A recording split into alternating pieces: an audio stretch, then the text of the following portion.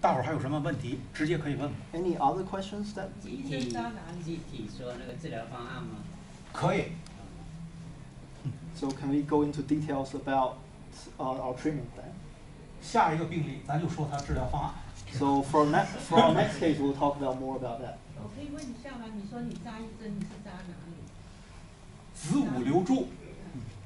他问我，扎一针扎哪里？So we have a question in the audience asking like where we actually pricked in one needle treatment.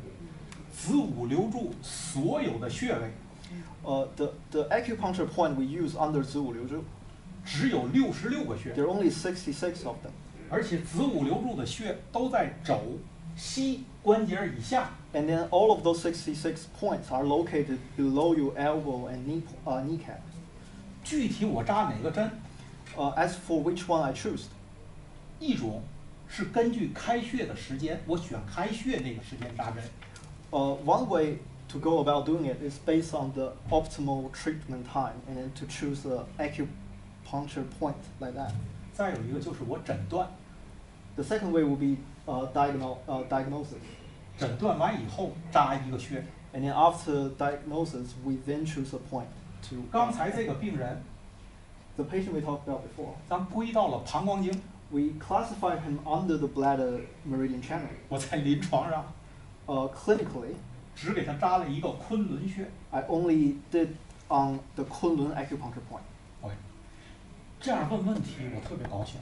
We actually feel more comfortable with the question being asked. 我再问你是当时这个时间还是你归类的时间？您懂子午流注。We have an expert about 子午流注 here. He asked whether we did the treatment on the spot or we choose a different time. 以往的子午流注。Back in the days. 都是来了病人。来了病人，就是以往的看病啊，都是病人来了以后，我就直接根据时间就给他找个穴位给他扎针。Back in the days, when the patient came in, we basically choose a time and then do the treatment. 这样已经有效了。And then you have some efficacy. 但实际上子午流注 But in fact, 不应该全是这样。It shouldn't be all like that. 所以我在前面讲到子午流注有诊法。So that's why I talked about the diagnostic process. 也扎针的时候有后时取穴。比方说，我想扎昆仑，So there actually another concept where we wait for the acupuncture point. So for example, if we want to do it on Kunlun point, 我会用计算机把所有昆仑穴的开穴时间算出来。I basically use a computer software to calculate all the best optimal treatment time of Kunlun acupuncture point. 再给他一个最佳的时间选穴扎昆仑。And then do it on the optimal time.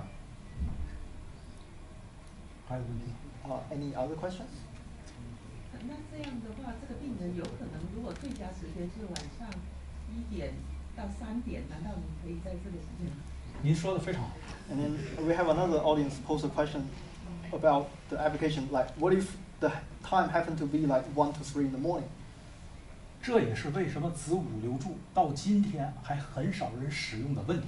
That is another point why this concept was rarely used even to today. 但是古人很聪明。But people from the back in the days, they're pretty clever. 他除了告诉你有子午流注针法以外 ，basically besides acupuncture, 他还建立了一套子午流注药法。He actually established another medication system. 我不会到半夜上他们家去扎针。I couldn't actually go to patient's house in the 3 in the morning and actually do acupuncture.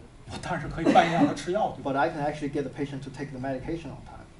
这些东西都不是我们发明和创造的。None of this is our invention. 这都是古人有记载的。This is all documented from back in the days. 过去我们都不太讨论子午流注。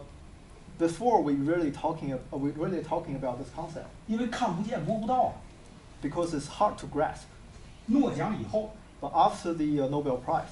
当意识到它有科学依据的时候 ，when it actually provides a scientific foundation. 现在人们开始重视它。People start to take more seriously about this concept. 更重要的是，它临床有效。Most importantly, it actually shows some great efficacy in a clinical environment. 当然了，如果不像您理解的这么深的时候，子午流注还是用不准。And of course, if you don't understand in a way such as you do, it'd be pretty difficult to actually spread out. 谢谢。 Thank you so much. 然后再看下面的，好吧？好。 Excuse me.